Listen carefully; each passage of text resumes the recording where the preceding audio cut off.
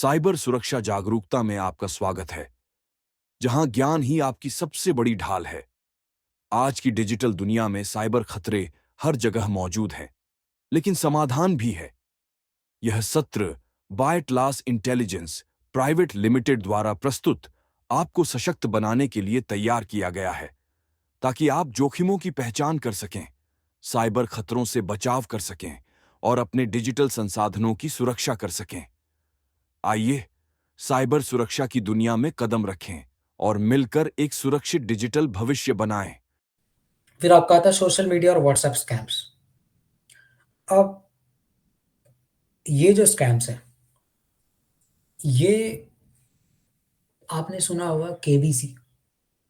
Sir आपकी lottery लगी है, मैं केबीसी से बात कर रहा हूँ, अमिताभ बच्चन। ये बहुत चला था बीच में। इवन मेरे पास भी ऐसी कई कॉल्स आई हैं, और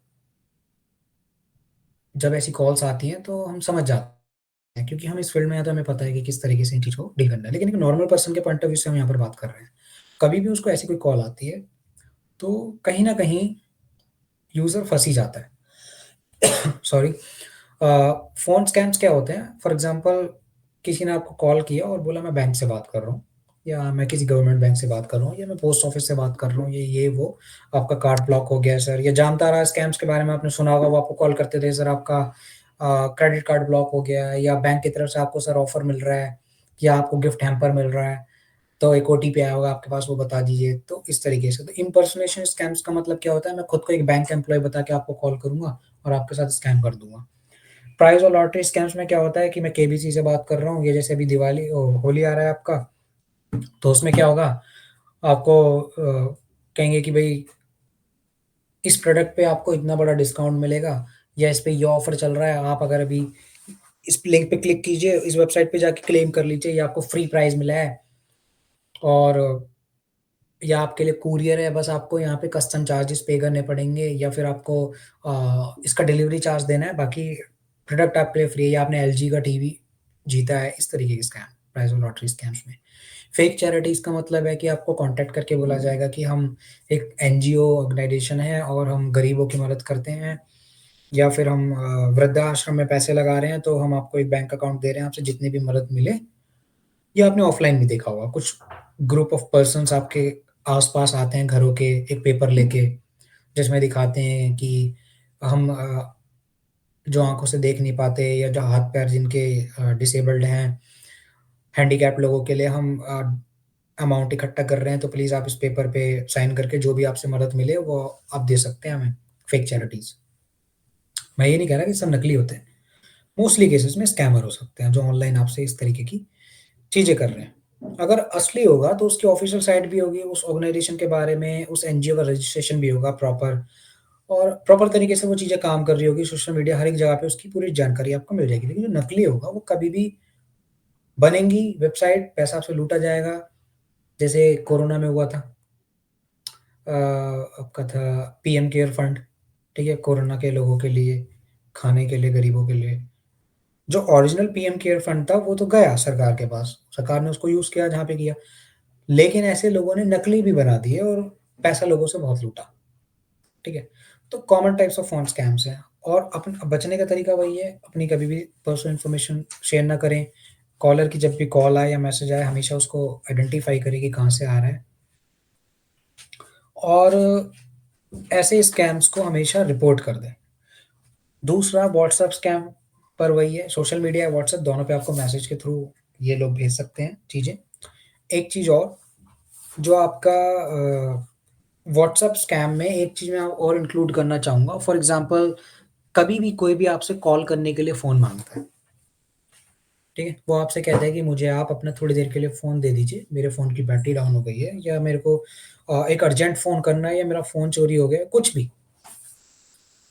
तो कई बार होता है कि हो सकता है कि जो सामने वाला पर्सन है वो सच में, उसकी एक जेन्युइन प्रॉब्लम हो और उसकी नीड हो उस टाइम पे, इमरजेंसी हो, लेकिन मोस्टली केसेज़ में ये एक स्कैम हो सकता है। अटैकर क्या करेगा, आपके फ़ोन को लेगा और हल्का-सा आपसे थोड़ा-सा दूर हो जाएगा, और आपके फ़ोन को जो कॉल है, देखो आपको पता होगा जब आप व्हाट्सएप पे रजिस्ट्रेशन करते हैं, तो 2 टाइप का रजिस्ट्रेशन हो सकता है। या तो आप एसएमएस के थ्रू, वेरीफ़ाई कीजिए।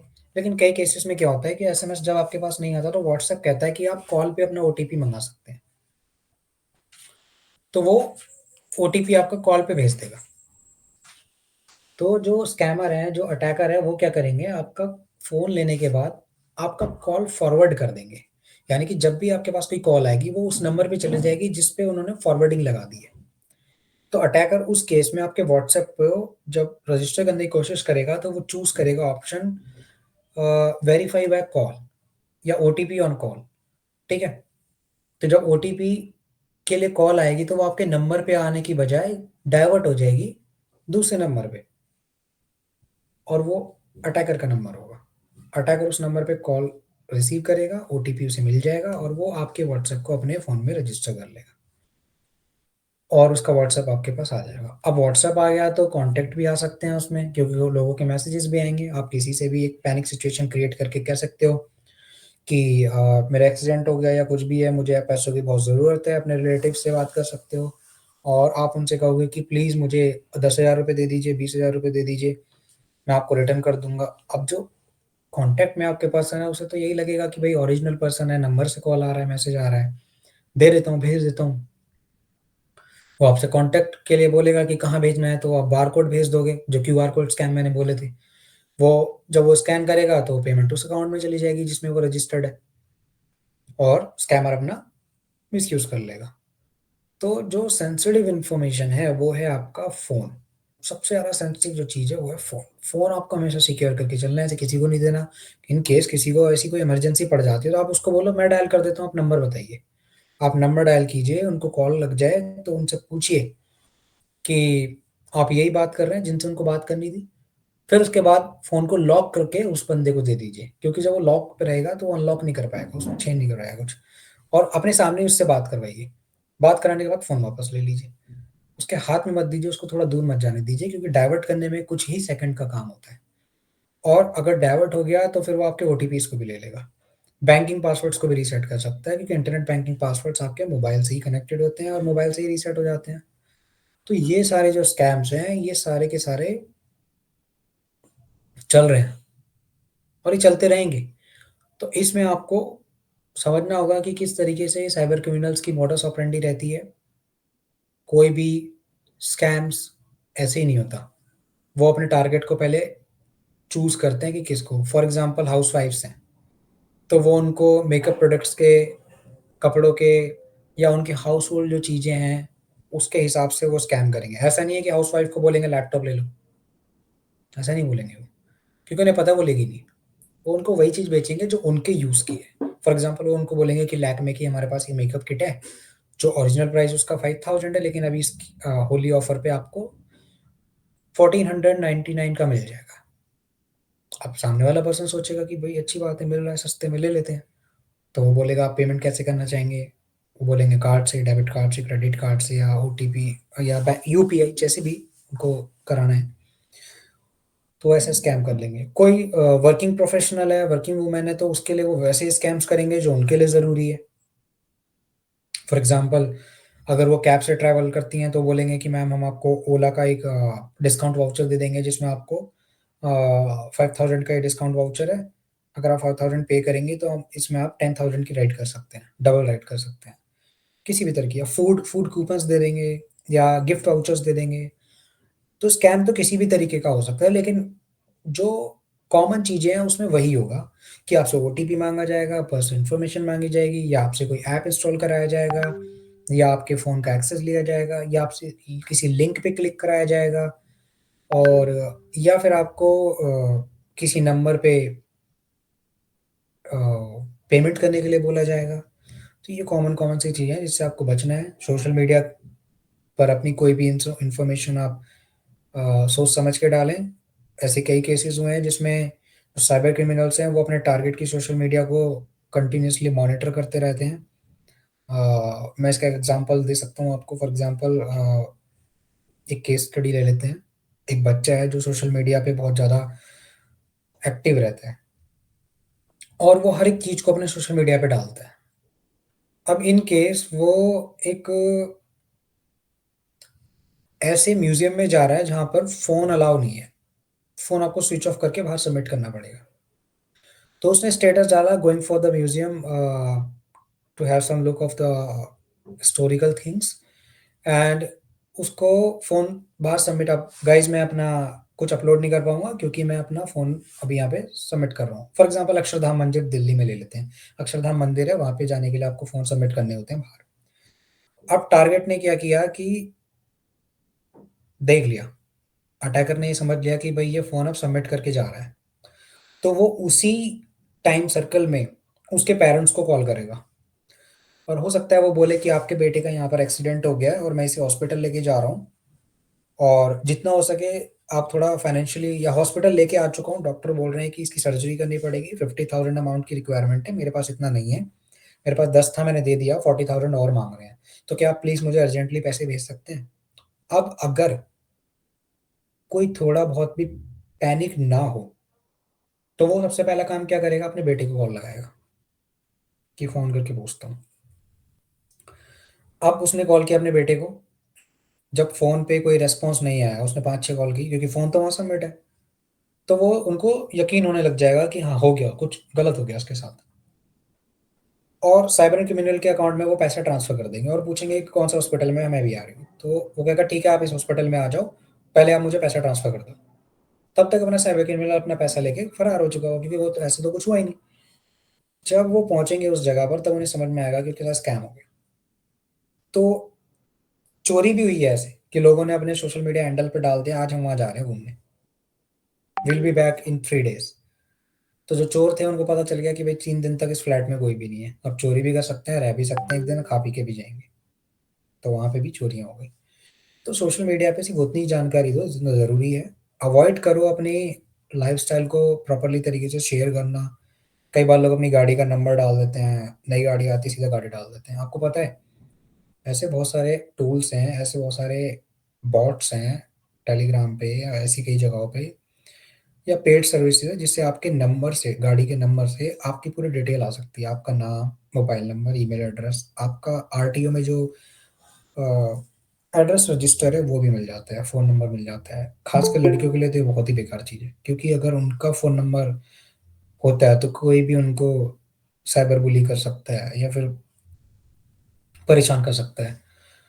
ठीक है? तो इन सब चीज़ों से बचें, अपने आप को जितना हो सके सिक्योर करके चलें, सोशल मीडिया पे कम से कम इन्फॉर्मेशन डालें, अपने फ़ोन को जितना हो सके सिक्योर करके चलें, एन्क्रिप्ट करके चलें। सेंसिटिव डाटा या अपनी प्राइवेट इंटीमेसी की फ़ोटोज़, वीडियोज़ को स्टोर करके ना रखें। किसी भी गूगल या ऐसे प्लेटफ़ॉर्म्स पे, किसी भी प्लेटफ़ॉर्म से अपनी इंटीमेसी की फ़ोटो पहले तो रखें ही ना, बनाएँ ना। अगर आप फिर भी रखते भी हैं, कुछ भी हैं, तो कभी भी ऑनलाइन प्लेटफ़ॉर्म्स पे ये सेव नहीं है। ये चीज़ें तभी लीक हो जाती हैं क्योंकि आपने किसी भी फ्री स्टोरेज के चक्कर में किसी भी साइट पे, किसी भी चाइनीज़ साइट पे, किसी भी ऐसी साइट पे डाल दिया उसको जहाँ पे आपको लग रहा है कि डाटा स्टोर हो गया, लेकिन वो लीक हो गया।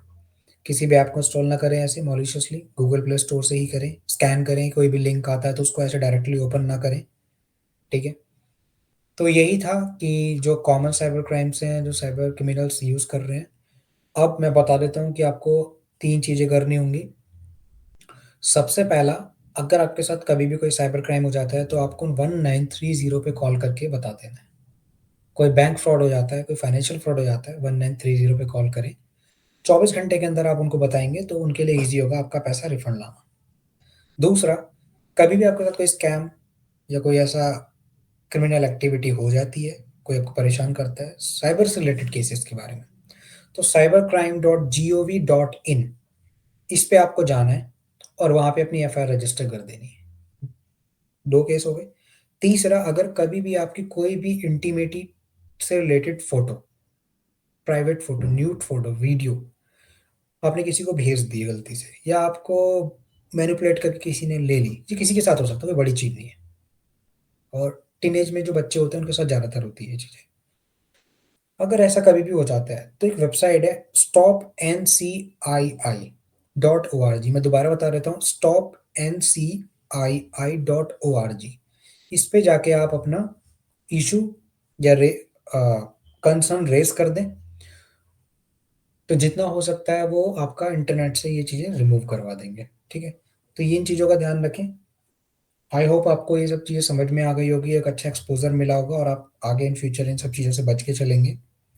आने वाले सेशंस में भी हम बहुत कुछ लाने की सोच रहे हैं, तो अगर आपको इंटरेस्ट आए और आपको लगा कि ये चीज़ें जानने से आपकी लाइफ़ में कुछ चेंजेज़ आएँगे, बेनिफिशियल होंगे और अगर आप इनको अपनी डे टू डे लाइफ़ में अ, इम्प्लीमेंट करते हैं और लोगों को भी थोड़ा समझाते हैं, तो बेनिफिशियल तभी है। सिर्फ़ पढ़ने से, देखने से कुछ नहीं होगा। अगर आप इनसे बच के चलते हैं, तो ज़्यादा बेटर है, तभी साइबर क्राइम केसेज़ कम होंगे और पुलिस भी इन सब चीज़ों पे काफ़ी काम कर रही है। काफ़ी जगहों की जो पुलिस है, साइबर सेल्स हैं, उन्होंने काफ़ी इन चीज़ों पे रोकथाम लगाने की कोशिश की है। इवन जो प्राइवेट इन्वेस्टिगेशंस है, लाइक सचिन है, मैं हूँ और भी बहुत सारे ऐसे लोग हैं जो इस फील्ड में हैं, जो लगे रहते हैं कॉम्प्लेक्स साइबर क्राइम केसेस को सॉल्व करने के लिए, पुलिस की मदद करते हैं और आप जैसे लोगों को हम अवेयर करते हैं ताकि आप भी लोगों को अवेयर कर सको और ऐसे साइबर क्राइम केसेस से बच सको।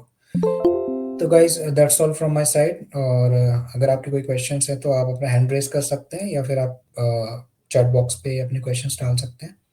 हम आपको रिवर्ट कर देंगे। Thank you from my side. अब आनंद सर।